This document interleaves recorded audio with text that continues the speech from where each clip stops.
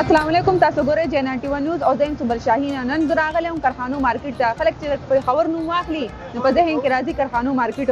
نو راځئ چې موږ وایو چې نن تاسو ته وښیو چې کارخانو مارکیټ دی څنګه، دلته څه څه خرڅېږي، څنګه خلک څیزونه دي پکې، او راځئ د هغې خلکو نه هم تپوس وکړو، هغوی به درته په خپلو وایي چې آیا دلته دي څه. راځئ چې ځو.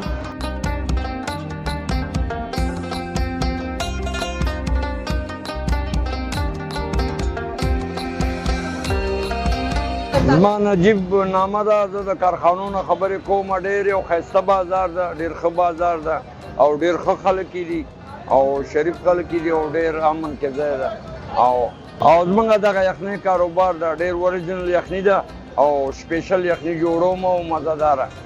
او ډېر زما دلته ډېر وخت وشو، 40 کاله مې وشوه دېر چې زه دا یخني خرڅوم. ډېر ښه مارکېټ او ډېر ښه رول ده، ډېر ښه ښایسته ځای ده او مارکیټونه جوړ شوي، پلونه جوړ شوي، ډېره ښایسته آبادي پکې راغلې ده.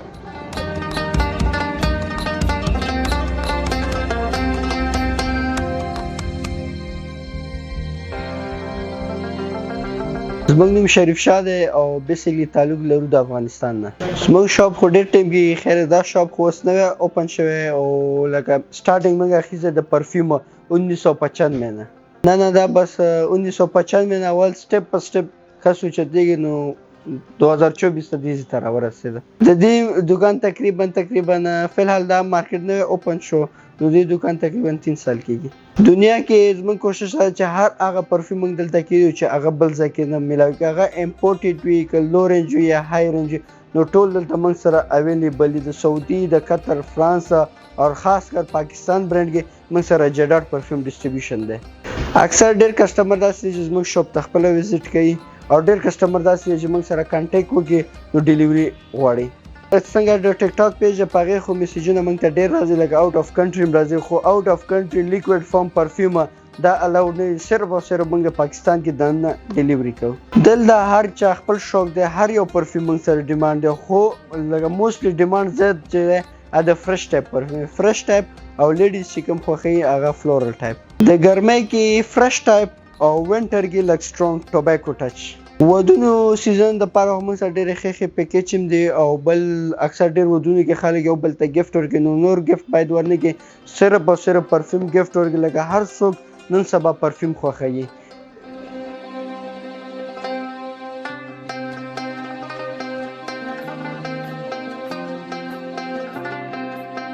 زما نوم شمس الرحمن دی او د علاقې سره مې تعلق دی، همدلته شاته اوسېږو، ریګیلل مکلې دی، په دې کې آباد یو. دا دې ته اپوزیټ سایډ باندې مخامخ انډسټریل سټیټ علاقه آباده ده، پی ډي اے والا دا هلته ټولې کارخانې دي، دې په وجه دې ته کارخانې وایي. دلته افریدي، شنواري او افغاني او باجوړي مومند دغه خلک پراته دي. نه دا اوس جوړ شو، دا خو زموږ په وړاندې جوړ شو، دې نه مخکې نه و.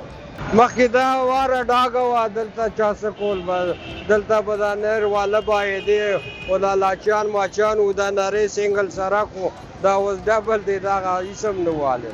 یاره دا د هر چا خپل سوچ دی، کني د دې ځینې به پینډې او لاهور کې هر څه ارزان وي او د دې ځینې به پېښور کې هم پیور چې میلاویږي او ارزان به وي، خو بس دا هم یو پېښور سره ټچ بازار جوړ شو. نو دلته د کپړې خپل بازار دی، د الکترونکس خپل دی او د ډرای فروټ خپل دی او بس هر قسم شی پکې میلاویږي. کارخانې ښه آباد ځای دی نن سبا خو په ټوله صوبه کې مشهور دی او بالکل د راتلو ځای دی. بس چکر ورله سټوډنټ ټورسټ هم راځي او یونیورسټو والا هم راځي، عام خلک هم راځي، ډېر خلک راځي.